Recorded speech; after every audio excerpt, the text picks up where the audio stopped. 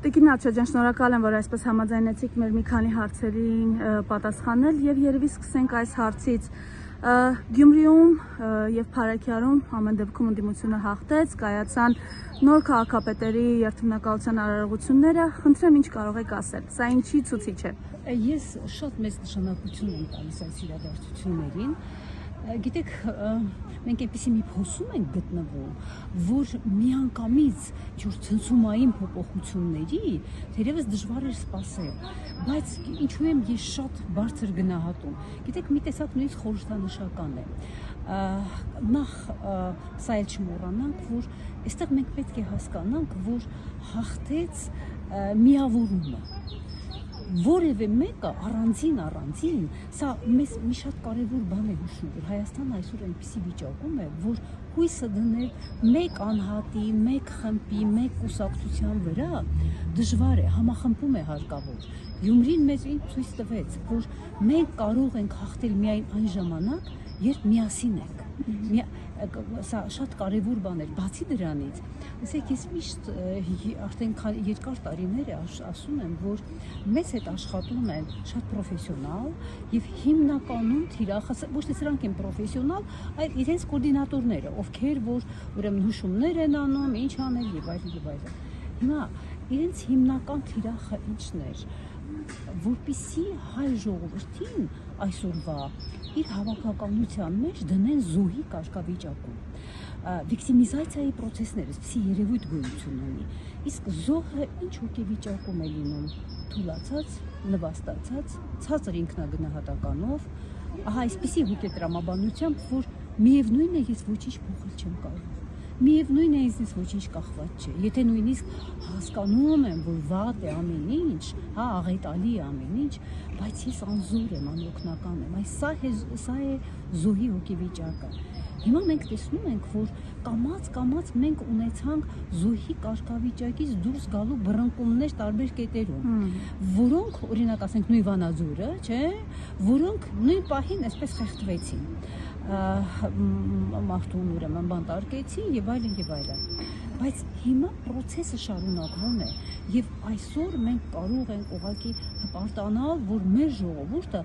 այնուամենայնիվ սկսել է հասկանալ, իրեն այլևս զոհ չի զգում, ոտքի է կանգնում, ողնաշարը շտկելու շարժումներ է անում եւ դրա լավագույն ապացույցը Գյումրին էին ու Փարաքարը։ Սա շատ գնահատելի բան է, մենք չպետք է սա թերագնահատենք, որովհետեւ այսպիսի ուրեմն ալիքները, այսպիսի հաջողությունները իրենք տարածվելու միտում կարող են ունենալ։ Բացի դրանից, գիտեք, մենք տեսնում ենք, որ սրանց համար սահմանադրություն ոտնատակ տալը, օրենք ոտնատակ տալը բացարձակապես ուրեմն ոչ մի բան չի նշանակում։ Հիմա հարց, ինչու են թույլ տալիս, որ ասենք նույն բանը չեն անում, ինչ արեցին Ասլանյանի հետ, Ղուկասյանի հետ։ Հանգիստ կարող են։ Սա նշանակում է, որ ինչ որ այնուամենայնիվ իրենք հասկանում են, որ դա իրենց համար կործանարար կլինի, որովհետև սրանք, տեսեք, մենք այսինքն իրենք այլևս գիտակցում են, որ տոտալ մերժված են, գեներացվող ատելություն կա իրենց նկատմամբ։ Իրենք Աշյանի հիմար չեն, իրենք բարոյական չեն ուղղակի, եւ ինչ որ ինտելեկտով չեն փայլում, բայց բոլոր դեպքերում այն ինչ իրենց կաշվին ու մաշկին է վերաբերում, իրենք հասկանում են, իրենք տեսնում են, որ իրենք ատելության ժողովրդական, համաժողովրդական ատելության թիրախում են, մարդիկ ատում են, մարդիկ զզվում են իրենցից, իրենք սա չեն կարող նկատել, ինքնախապեյության այդ աստիճանին իրենք չեն կարող հասնել։ Եվ տեսեք, այսօր իրենց վարքագիծը, նույնիսկ իրենց պահվածքը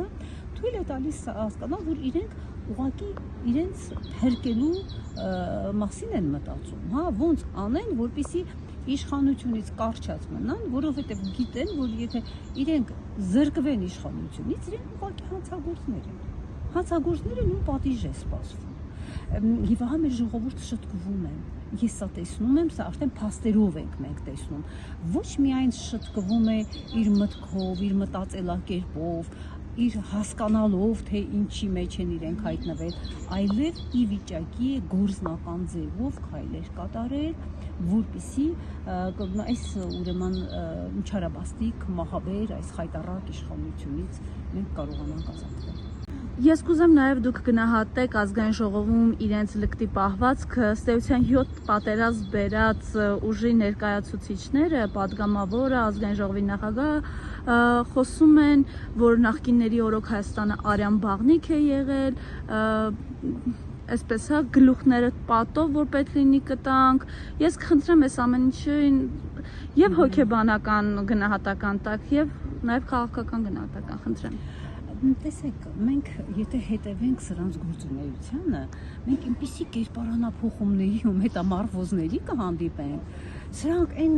ուրեմն երիտասարդներն էին, ովքեր հայրենիքից էին խոսում, Արցախը իրենց չէ, Աղդամի իմ հայրենիքը լինելուց էին խոսում, ովքեր ինչ-որ խոստումներ էին տալիս, կոռուպցիայի դեմ էին պայքարելու, հաղթարություններ հաղթելու Հայաստանում եւ այլն եւ այլն։ Հիմա նայում ես այդ նույն մարդիկ իրենք լրիվ հակառակ վիճակում են, նախ իրենց գործերով են ցույց տալիս, որ իրենք արել են այն ամենի հակառակը, ինչը խոստացել են։ Եվ հիմա իրենք, գիտեք, իրենք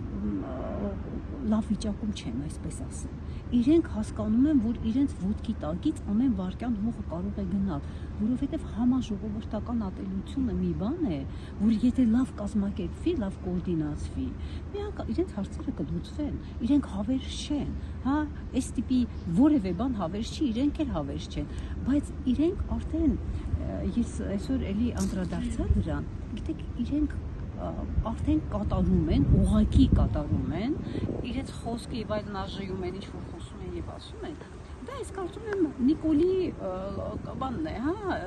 իր մտածելակերպի արդյունքն է, թե ով ինչ անի, հա, ով ոնց իրեն պահի, Նիկոլի ոճն է թելադրված, դերային բաժանումը, այո, թելադրված է ամեն մեկին եւ իրենք քանի որ շատ ընդունակ են այդ դերերը կատարելու, չի ամեն մարդ այդպիսի բան իր վրա չի վերցնի, հա, չգիտեմ, այդ աշճանի զրպարտություն, որ իրենք լտեսեք ինչքան արյուն ու ավեր են բերել, հազարների, տասնյակ հազարների մասին է խոսքը, հա, վիրավորներ, խեղանդամված երիտասարդներ, այդ մահաբերը,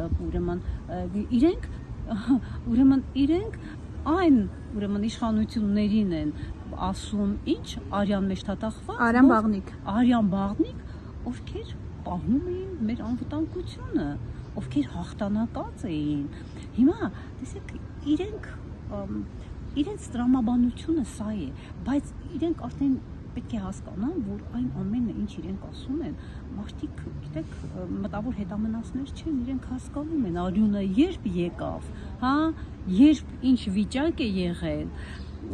այնպես որ իրենք իրենց կերպարով լրիվ հանդես են գալիս եւ բացի դրանից իրենք մի տեսակ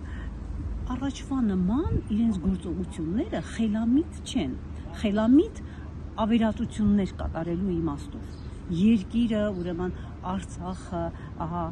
կորցնելու Հայաստանի կորուստը դրան պետք է հետևի իրենք ուրեմն դա անում էին բավականին խելամիտ ձևով, մտածված ձևով, իրենց մանիպուլյացիաները եւ այլն նայում էին ու մտածում էին, ախր շատ գրագետ քայլեր են, անում, այս իրենց այս դեստրուկտիվ հայությունը, ամեն հայկականությունը վերացնելու ուղղությամբ։ Հիմա իրենք մի տեսակ անխելք են աշխատում։ Մնացել են իմ կարծիքով իրենց տրամաբանության հույսին իրենց ուրեմն կարողությունների, հա, մեկ էլ տեսնում ես իր կարծիքով, այսպես շատ սուր մի բան ասեց, հա, շատ այսպես տպավորիչ մի բան ասեց, ընդամենը ասածը ինչ է, ինչ-որ մի հատ ցինիզմ է, ինչ ասեմ, կրթության, գրագիտության, բարոյականության ամեն ինչի պակաս է։ Իրենք ուղղակի հիմա արդեն մնացել են ուղիղ Ալիևի Էրդողանի հրամանների հույսին, արդեն ինչ-որ մանիպուլյատիվ այդպես նուրբ մեխանիզմների իրենք ընդունակ չեն ու դրանք արդեն չկան, մի տեսակ չեն երևում, իրենք մնացել են իրենց կարողությունների հույսին եւ միանգամից աներկբա գլուխները կռացած կատարում են այն ինչ ասում են թշնամին հայրենիքի զգացողության իսպար բացակայությունը որ մեզ համար նորություն չի բարոյականության իսպար բացակայություն որ էլի մեզ համար ուրեմն նորություն չի եւ ուրեմն այսպես ուղակի երկար շարունակվել չի կարող մենք կանգնած ենք շատ կարևոր ճակատագրական ինչ-որ մի կետի առաջ կամ ինչպես Գյումրի եւ Փարաքարը շտկում ենք մեր մեջքը եւ ուրեմն կոորդինացված ձևով գործողություններ են կատարում այստեղ արդեն քաղաքական ուժերը շատ մեծ պատասխանատվություն ունեն իրենք են պատասխանատու կոորդինացիայի համար, հավաքելու համար այն ամբողջ պոտենցիալը, ներուժը, որ հասարակության մեջ կուտակված է, քաղաքական լրջմիտ նաև համարձակ քայլեր կատարել եւ ուրեմն երկիրը փրկել դուրս հանել այս վիճակից։ Բացի դրանից, գիտեք, մի բան եմ ես նկատում, կարծում եմ, որ չեմ սխալվում։ Տեսեք, այսքան արյուն բերած մարդիկ ինչ են անում, պատասխանատվությունը գցում են ուրիշի վրա։ Էն էլ այսպես, չգիտեմ, արդեն տրամաբանության բոլոր օրենքներին դեմ, իրենք արյուն են բերել, արյան բաղնիկ նրանք են սարքել։ Հիմա այսինքն սրանք մարդիկ են, ովքեր պատասխանատվություն վերցնելու ունակ չեն։ Հենց սա էլ է բարոյականությունից զուրկ լինելու նշաններից մեկը, երբ դու քո գործողությունների համար բացարձակապես պատասխանատվություն չես վերցնում, նայում ես չորս կողմը, տեսնես ու վրա գցես պատասխանատվությունը։ Հիմա ինչ եմ ես նկատում, որը շատ չարագուշակ բան է։ Իրենք այսօր արդեն փնտրում են պատասխանատուներ հաջորդ արյունահեղության համար, որ իրենք նախապատրաստում են։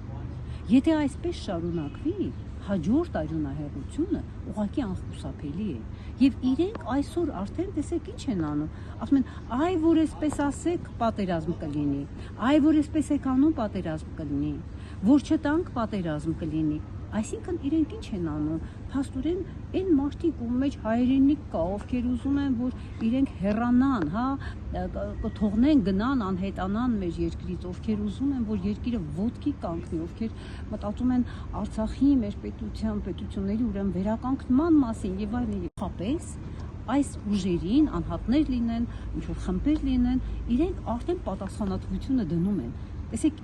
ինչ քայլ են կատարում, գտել են պատասխանատուներին, որ հետո այն իրադարձությունները, որ իրենք բերելու են Թուրքի հրամանով, իսկ իրենք Թուրքի ես որևէ տարբերություն չեմ տեսնում, նույնիսկ երբեմն իրենք ավելի թուրք են, քան թե թուրքերը։ Գիտեք, թուրքերը երբեմն ինչ-որ քողարկված ձևով, ինչ-որ բաներ են ասում, սրանցը շատ ուղիղ է արդեն, շատ ուղղամիտ է, այնպես որ իրենք արդեն գտնում են հաջորդ արյունահեղության, իրենց խոսքով ասած, արյան բաղնիքի պատասխանատուներին եւ եթե իրենք շարունակեն մնալ իշխանության, իրենք առանց աչքերը թարթելու նորից արյան բաղնիկ են սարքելու։ Ես շատ հաճությամբ եմ այս արտահայտությունն ասում, բայց տեսեք ինչեր են իրենց մտքում, իրենց մտածելակերպը տեսեք, ինչ բառերով, ինչ հասկացություններով են մտածում։ Ուրեմն իրենք մենք շատ լավ գիտենք, որ չունեն որևէ ներքին պատնեշ նորից անելու այն, ինչ արել են, նույնիսկ ավելի մեծ աղետ բերելու Հայաստանի գլխին, պատասխանատուները արդեն գտնվում են, Ուղղակի ես շատ մեծ հույս ունեմ, որ մեր ժողովուրդը զոհի կարգավիճակից արդեն դուրս է գալիս, Գյումրին եւ Փարաքարը հրաշալի օրինակներ են, եւ մենք պետք է շտկենք մեր մեջքը եւ պատրաստ լինենք, ուրեմն մասնակցելու հայրենիքի փրկության գործընթացին։ Տիկին Ալչաջյան, տեսեք, այսպիսի գնահատականներ է հնչում, ասում են գլխավոր մուրացկանը շարունակում է այդպես փողերի հավաքագրումը, հաջողակ տղամարդիկ, հաջողակ կանայք, հիմա ընտանիքներ միասին եկեք ընտրենք 3 միլիոն եւ ավել։ Խոսքը Աննա Հակոբյանի մասին է, ինչ կասեք այս փողով ընտրիկների հետ կապված։ Տեսեք, եթե մենք ուզում ենք կանխատեսել ինչ-որ մեկի վարքը կամ հասկանալ ինչու է ինչ-որ մեկի վարքը, շատ կարևոր է իմանալ իր արժեքները։ Եթե դու գիտես մարդու արժեքային համակարգը ինչպիսին է, դու կարող ես կանխատեսել իր վարքը։ Հիմա այս երկար ու ձիգ 7 մղձավանջային տարիները մեզ ցույց տվեցին, որ այս մարդիկ, այդ թվում նաև ուրեմն այդ կինը, իրենց համար ամենագերագույն, մեծագույն արժեքը ուրեմն հյութն է, փողն է։ Հիմա այս կարգի մարդիկ, ես այսպես ասեմ, երբեք չեն հաճում։ Ագահությունը մի բան է, որ բնորոշ է մարդուն։ Ինչքան ուզում եք ու տակած լինես, արդեն խեղդված լինես փողերի մեջ, եթե դու ագահ ես, ուրեմն դու էլի։ Գիտեք, այդ process-ը փող հավաքելու հենց այդ բուն process-ը, մեծ հաճույք է պատճառում սրանց։ Եվ մի բան էլ կա այստեղ, բացի դրանից, իրենց ագահությունը, այդ մի հատ տակառ է, որը չի լցվում, ինքը չի լցվելու, դա մարդու ուրեմն բնույթն է, կերպարն է մարդու։ Եվ եւս մեկ ուրեմն բան, Գիտեք, փողը առհասարակ նույնիսկ երազներում է այդպես իշխանության սիմվոլ է։ Իշխանության սիմվոլ է փողը։ Հիմա իրենք դա անելով ոնց որ կրկին անգամ շեշտում են, որ գիտեք ինչ, մենք ենք իշխանությունը։ Ինչքան ուզում է մեզ ատեք, ինչ ուզում է անեք, հա, արդեն հասկացել եք մենք ովքեր ենք, բայց բոլոր դեպքերում իշխանությունը մեր ձեռքին է։ Փողը իշխանության սիմվոլ է, ուժեղության, այսպես իշխանության սիմվոլ է, իրենց համար էլ, ինչ ասեմ, Աստված է, ամեն ինչ է փողը, եւ ինքը շարունակում է, նույնիսկ արդեն իրենց վերջը երևում է, հա, թունելի վերջում լույսը, ես կարծում եմ, որ սկսում է երևալ, իրենք մինչև վերջին պահը հավաքելու են, հավաքելու։ Լավ, այդ ագահությունը մինչև ուր։ Դա սահմաններ չունի։ Դա մարդու տեսակ է, դա արժեք է, արժեքային համակարգի կարևոր բաղադրիչն է։ Իսկ մենք բոլորս ապրում ենք ըստ մեր որդեգրած, մեր ներկայացված, մեր խորքերում, ուրեմն ձևավորված արժեքային համակարգերում։ Իսկ Նիկոլ Փաշինյանի այս կերպարանափոխություն չի դա ավելի շուտ է իր կերպարը այդ գլխարկով այդ ներողություն այդ կեպկայով բան գիտեք գործարարներին տարել էր Կիրանցի պատը այս իրավիճակը մարզային այցերի ժամանակ այս ինչի ցուցիչ է Տիկին Նալչաջյան։ Դե գիտեք ինչ ասեմ, Նիկոլն է, հա, գիտեք ժողովրդի մեջ ընդունված է, որ այդ տիպի գլխարկներին միշտ մեր ժողովուրդն ասել է թուրքի գլխարկ։ Ինքը իր թուրքի կերպարի մեջ է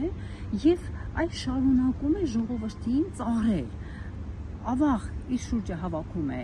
հայ մարդկանց, հա, տարբեր դիրքեր, տարբեր ուրեմն կրթական տարբեր մակարդակ ունեցող եւ ինքը նորից եւս մեկ անգամ մեզ նվաստացնում է։ Այդ պատը, հա,